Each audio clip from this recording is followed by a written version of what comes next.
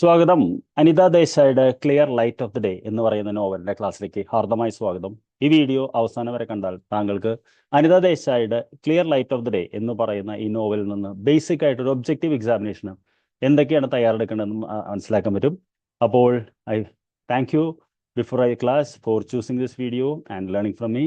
If you don't know me, or for the first time, my name is Pradeep Hariharan. Let's start the class. Okay.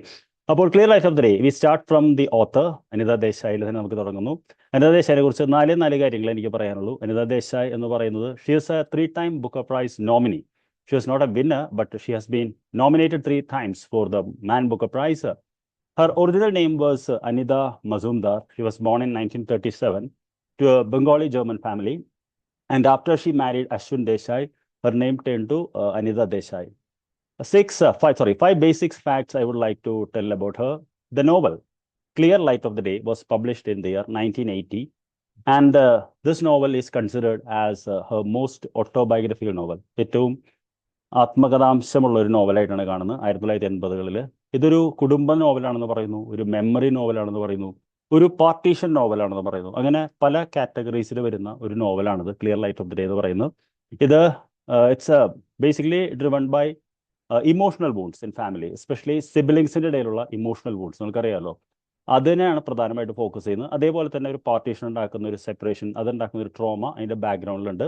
ഇത് തുടങ്ങുന്നത് memories a strange and jubilee എന്നൽ എന്ന് പറയുന്ന Emily ഡിക്കിൻസന്റെ ഒരു കോട്ടുണ്ട്.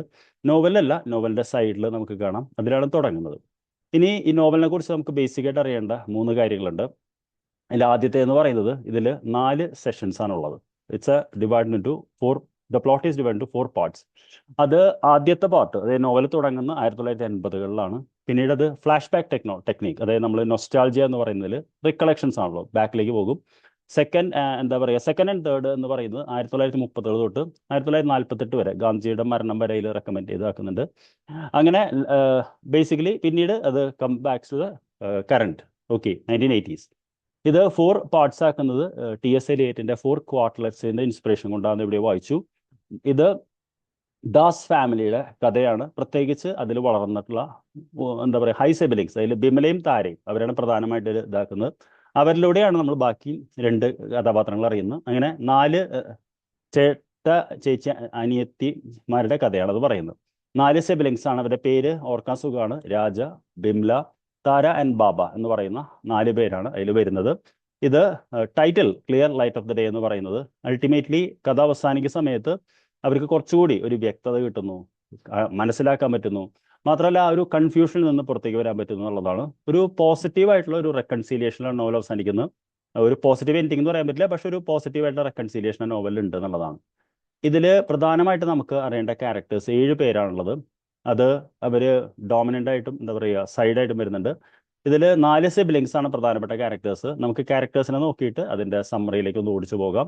ആദ്യത്തെ character എന്ന് പറയുന്നത് രാജ എന്ന് പറയുന്ന ക്യാരക്ടറാണ്. ഓൾമോസ്റ്റ് ഈ ക്യാരക്ടർ നമ്മുടെ ഇതിൽ നോൺ എക്സിസ്റ്റൻസ് ആണ് ശരിക്കും പറഞ്ഞാൽ.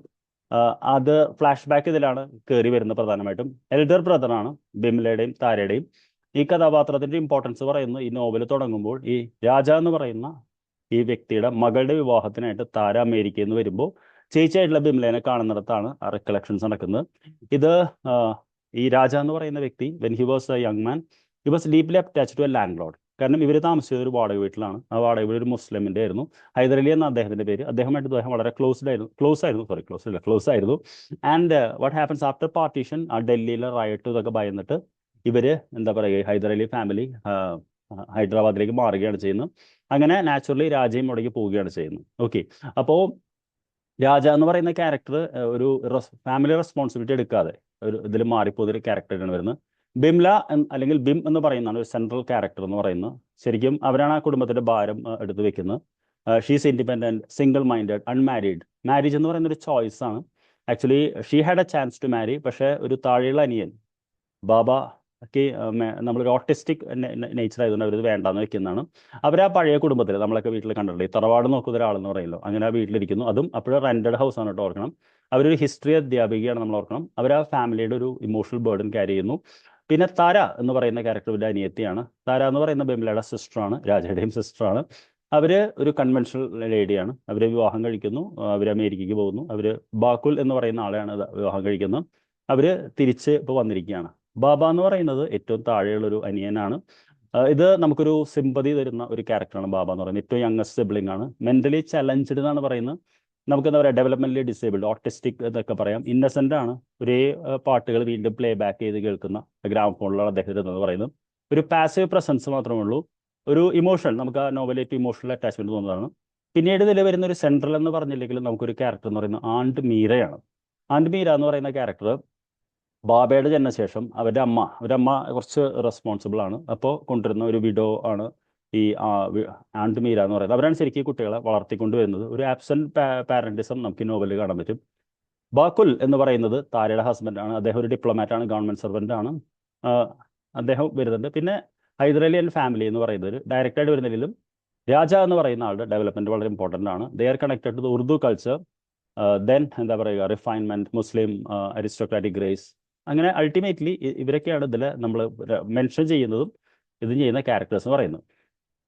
ഇനി ഇതിലെ കഥയിലേക്ക് പോകാം. നോവൽ എന്ന് പറയുന്നത്, നോവല് 1980കളിലാണ് തുടങ്ങുന്നത്. കോണ്ടെക്സ്റ്റ് എന്ന് പറയുന്നത് ഞാൻ പറഞ്ഞു, താര രാജ എന്ന് പറയുന്ന തൻ്റെ ചേട്ടൻ്റെ മകളുടെ വിവാഹത്തിന് ക്ഷണിച്ചിട്ട് വന്നിരിക്കുകയാണ് ഡൽഹിയിലേക്ക്. അപ്പോൾ മൂത്ത ചേച്ചീനെ കാണാനാണ് വന്നിരിക്കുന്നത്. അപ്പോൾ 1980കളിൽ വരുമ്പോൾ നമ്മൾ മനസ്സിലാക്കുന്നത് എന്താ വെച്ച് കഴിഞ്ഞാൽ, അങ്ങനെ അവർ എന്താ പറയുക, അവരുടെ സക്സസ്ഫുൾ ആയിട്ടുള്ള ഹസ്ബൻഡ് ബാക്കുലുമായിട്ടാണ് വന്നിരിക്കുന്നത്.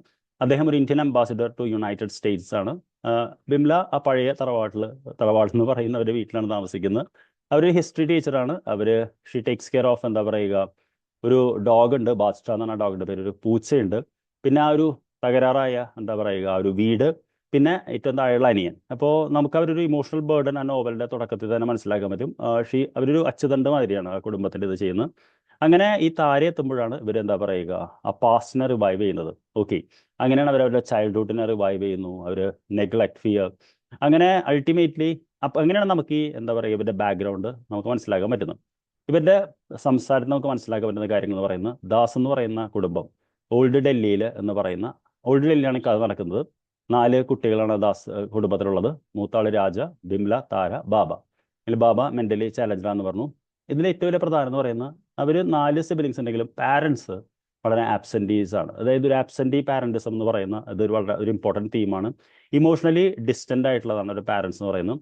അങ്ങനെയാണ് ആണ്ട് മീര വരുന്നത്. ശരിക്കും ആണ്ട് മീരയാണ് ഇവരുടെ ഒരു അമ്മേൻ്റെ സ്ഥാനത്ത് നിന്ന് ഇവർക്ക് എല്ലാ കാര്യങ്ങളും ചെയ്യുന്നത്. അവരെ ഒരു ഞാൻ പറഞ്ഞല്ലോ, അവരൊരു വിഡോ ആണ്. അവർ അമ്മക്ക് ബാബേനെ നോക്കാൻ പറ്റില്ല എന്ന് പറഞ്ഞിട്ടാണ് കൊണ്ടുവരുന്നത്.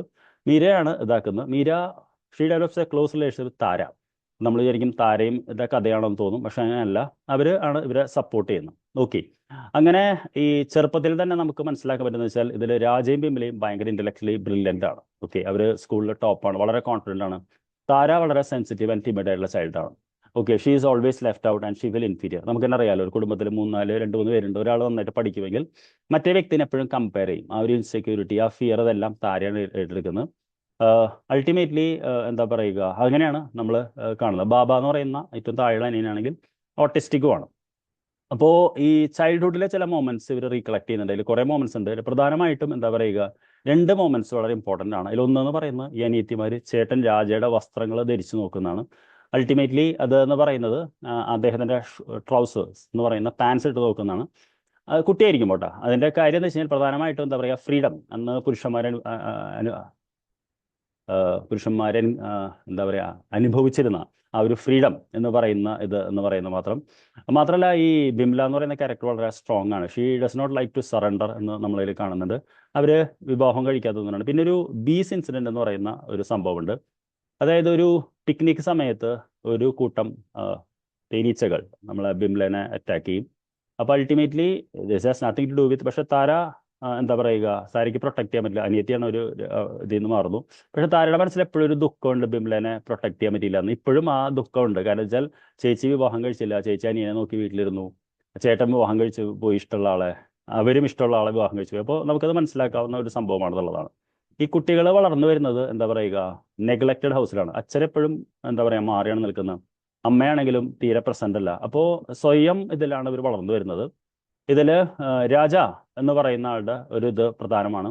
അദ്ദേഹം ഏറ്റവും ഓൾഡസ്റ്റ് ആയിട്ടുള്ളതാണ്. He develops A love for Urdu language and poetry. ചെറുപ്പം മുതൽ നത്തിങ് റോങ് ഇൻ ദാറ്റ്. നമ്മൾ ആ സമയത്ത് ബിഫോർ പാർട്ടീഷൻ ഒന്നും അതിൽ കുഴപ്പമുണ്ടായില്ല. അദ്ദേഹം ആ ഒരു ഇതിൽ ഫാസിനേഷൻ ആവുന്നു. അവസാനം he falls in love with Hyder Ali's daughter and he leaves for Hyderabad എന്നുള്ളതാണ്.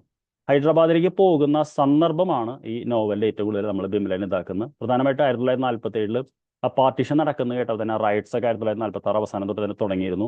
ഡൽഹി പ്രധാനമായിട്ടും വളരെ എന്താ പറയുക സെൻസിറ്റീവ് ആയിരുന്നു.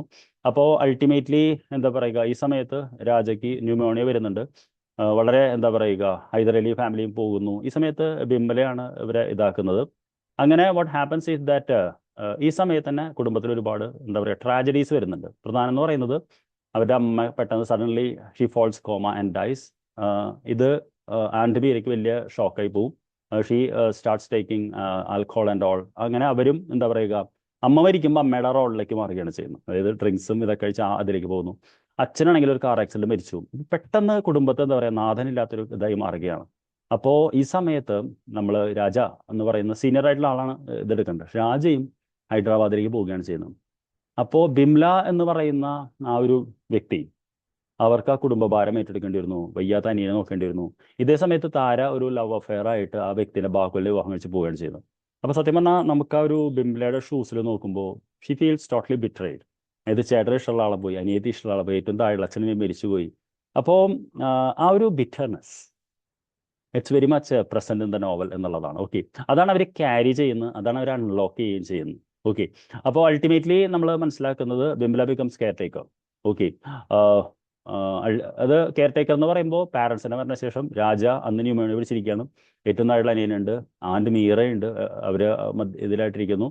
രാജയാണെങ്കിലോ റെസ്പോൺസിബിലിറ്റി എടുക്കാതെ ഹൈദരാബാദിലേക്ക് പോവുകയും ചെയ്യുന്നു. ഈ സമയത്ത് മിസ്റ്റർ ശർമ്മ എന്ന് പറയുന്ന ഒരു വ്യക്തിയുണ്ട്. അപ്പോൾ അച്ഛൻ്റെ മരണശേഷം അദ്ദേഹം ഒരു ഇൻഷുറൻസ് ഏജന്റ് ആണ്. ആ ബിസിനസ് രാജയ്ക്ക് മാറ്റി തരുമ്പോൾ രാജ വേണ്ടാന്ന് പറയും. അപ്പോൾ അങ്ങനെ സുഖമില്ലാത്ത ബാബയുടെ പേരിലേക്കാണ് മാറ്റുന്നത്. അങ്ങനെ എന്താ പറയുക താരയും വിവാഹം കഴിച്ച് ബാക്കുൽ വിവാഹം കഴിച്ച് അവിടെ നിന്ന് വീട്ടിൽ നിന്ന് പോകുന്നു. ബിംലയ്ക്ക് വിവാഹം കഴിക്കാനുള്ള അവസരം ഉണ്ടായിരുന്നു. ഡോക്ടർ ബിസ്വാസ്, ആ പേരൊന്ന് നോട്ട് ചെയ്ത് വെച്ചോളൂ. അദ്ദേഹമാണ് കോർട്ട് ചെയ്യാൻ നോക്കുന്നത്. പക്ഷെ ബിംല റിജക്ട് ചെയ്യുന്നു. കാരണം അവർ കൂടി വിവാഹം കഴിച്ച് പോയാൽ രണ്ട് കാരണങ്ങളുണ്ട് കേട്ടോ. ഒന്ന് സെന്റിമെന്റ്സ് അല്ല, അവർ ഭയങ്കര ഒരു ഇൻഡിപെൻഡന്റ് വുമൺ ആണ്. നമ്മൾ നാച്ചുറൽ സെന്റിമെന്റ്സ് കേട്ടില്ല. She's a independent woman. മാത്രമല്ല ബാബേനെ നോക്കുകയും വേണം എന്നുള്ളതുകൊണ്ട് എന്താ പറയുക she does not want to run away from duty and responsibility. ആ ഡ്യൂട്ടി ആൻഡ് റെസ്പോൺസിബിലിറ്റി എന്ന് പറയുന്നത് വളരെ സ്ട്രോങ് തീമായിട്ട് തന്നെ അതിൽ നിൽക്കുന്നുണ്ട്. അങ്ങനെ ഇവരൊക്കെ എന്താ പറയുക ഫാമിലി ബ്രേക്കപ്പ് ആയി ഓരോരുത്തരും ഓരോ വഴിക്ക് പോകുന്നു. ബിംല ഈസ് ലെഫ്റ്റ് അലോൺ വിത്ത് ബാബ എന്നുള്ളതാണ്. അങ്ങനെ അവരത് വർഷങ്ങളോളം ക്യാരി ചെയ്യുമ്പോഴാണ് ഇവർ വരുന്നത്. ഓക്കെ, അങ്ങനെ താരയുമായിട്ട് ഡിസ്കസ് ചെയ്തുകൊണ്ടിരിക്കുന്ന സമയത്താണ് എന്താ പറയുക രാജയുടെ ഒരു ലെറ്റർ വരുന്നത്, കാലങ്ങൾക്ക് ശേഷം അനിയത്തിക്ക് വരുന്നത്. ഈ ലെറ്ററിൽ രാജ പറയുന്നത് എന്താ വെച്ച് കഴിഞ്ഞാൽ രാജ ഫസ്റ്റ് എന്താ പറയുക ഈ വീട് അവർ താമസിക്കുന്ന വീട് now he has inherited it because അദ്ദേഹമാണല്ലോ ഹൈദരലിയിലെ മോളെ ബിനാസിനെ വിവാഹം കഴിച്ചത്. അപ്പോൾ അതുകൊണ്ട് ഇനി ചേച്ചി അനിയത്തിയോടെ പോകേണ്ട കാര്യമില്ല, അവിടെ താമസിക്കാന്നാണ് പറയുന്നത്. പക്ഷേ ബിംലയ്ക്ക് ആ കത്ത് കാണുമ്പോൾ വളരെ ഫ്രസ്ട്രേഷനും ദേഷ്യമാണ് വരുന്നത്. കാരണം കാലങ്ങളോളം ആ വീട് അവരാണ് നോക്കിയിരുന്നത്.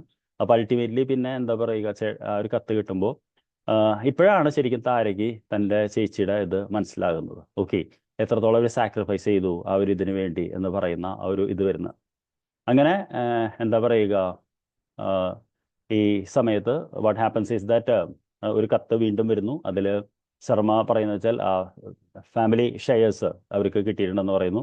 അപ്പോൾ അൾട്ടിമേറ്റ്ലി എന്താ പറയുക ഷീ ഗെറ്റ്സ് മണി എന്നുള്ളതാണ്.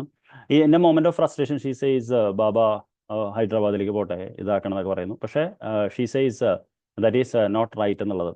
അങ്ങനെ അവസാനം എന്ത് പറ്റുന്ന വെച്ച് കഴിഞ്ഞാൽ she reconciles with her brother Raja and all. അങ്ങനെ നോവൽ ഒരു കൈൻഡ് ഓഫ് പോസിറ്റീവ് എൻഡിങ്ങിലാണ് അവസാനിക്കുന്നത്. ഓക്കെ, റീയൂണിയനല്ല ഒരു പോസിറ്റീവ്. അപ്പോൾ clear light of the day എന്ന് പറയുമ്പോൾ നമ്മൾ മനസ്സിലാക്കേണ്ടത് ആരുടെ സ്റ്റോറിയാണെന്ന് വെച്ചാൽ ബിംലയുടെ സ്റ്റോറിയാണ്. ആ ഒരു കുടുംബത്തിൻ്റെ ഇത് അത് ആ പാർട്ടീഷൻ എന്ന് പറയുമ്പോൾ ഒരു നേഷൻ എങ്ങനെയാണോ സ്പ്ലിറ്റ് ആയത് അതേപോലെ തന്നെ അവരുടെ കുടുംബം ശിഥിലമായതും ഒരു personal story, it's an autobiographical story എന്നാണ് പറയുന്നത്. അപ്പോൾ പ്രധാനമായിട്ട് ഇതിലുള്ള സിമ്പിൾസ് എന്ന് പറയുന്നത് നമുക്കറിയാലോ, ഹൗസ് എന്ന് പറയുന്നത് എപ്പോഴും വളരെ ഒരു സിമ്പിളാണ്. ആ ഓൾഡ് ഹൗസ് എന്ന് പറയുന്നത് മെമ്മറി, ഡീകെ, കണ്ടിന്യൂറ്റിയുടെ സിമ്പിളായിട്ട് വരുന്നു. ഇമോഷണൽ വെയിറ്റ് ഉണ്ട്. ബാബ എന്ന് പറയുന്നത് എപ്പോഴും നമുക്കൊരു എന്താ പറയുക സെന്റിമെന്റ്സ് ക്യാരക്ടർ ഉണ്ടാവും. ബാബ എന്ന് പറയുന്നത് innocence, stagnation and time frozen. അതായത് ആ പഴയ കാലത്ത് നിൽക്കുന്ന ആളുകൾ എന്ന് പറയുമല്ലോ, അതേ ആ പഴയ മ്യൂസിക് തന്നെ പ്ലേ ബാക്ക് ചെയ്യുന്നു. പിന്നെ കത്തുകൾ എന്ന് പറയുന്ന ഇതിലുണ്ട്, അത് ഇമോഷണൽ റപ്ചർ ആൻഡ് മിസ്അണ്ടർസ്റ്റാൻഡിങ് എന്നുള്ളതാണ്. അപ്പോൾ ultimately clear light of the day എന്ന് പറയുന്ന അനിതാ ദേശായിയുടെ നോവലിൽ നമുക്ക് പെട്ടെന്ന് ഒന്ന് ഓടിച്ചു നോക്കുകയാണെങ്കിൽ ഇത്രയും കാര്യങ്ങളാണ് നോക്കുന്നത്. അപ്പോൾ thank you very much for watching and learning. I'll see you in the next video. Until we meet, this is your trainer Pradeep Hariharan signing off. Thank you.